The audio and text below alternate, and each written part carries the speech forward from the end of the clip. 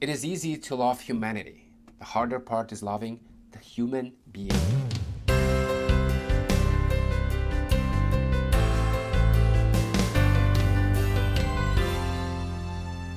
Changing the world. This may be one of the most repeated catchphrases in history. Everybody wants to change the world, save humanity, start a revolution. Does that sound difficult? Yes, it is, but there is something far more complicated. It was captured well in a line attributed to a Brazilian author when he said, "It is easy to love humanity. The harder part is loving the human being." It is easy to want to change the world. Hard is to care for, to sustain, or to change for those who are near us, even inside our own home. So much so that when we look closely at the history of people considered great, those who supposedly changed the world or saved humanity, we often discover something unsettling.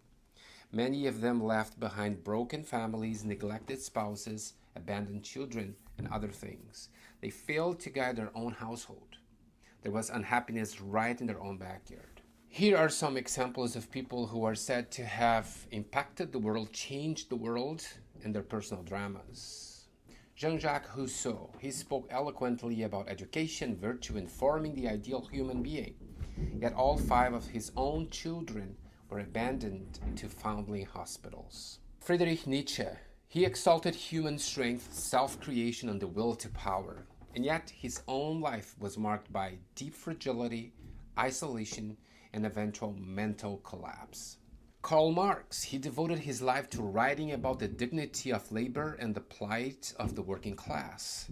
While he himself never had a stable job his entire adult life, living largely supported by others. Michel Foucault, his philosophy of deconstructionism is said to have changed the way we think, changed the world.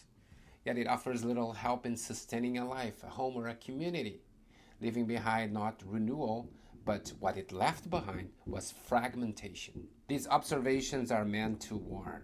The desire to change the world or attributing it to certain people is seductive because it deals with abstractions. Humanity does not interrupt you. Humanity does not require patience. Humanity doesn't need forgiveness at the end of a long day, but a human being does. Only one person truly changed the world and saved humanity.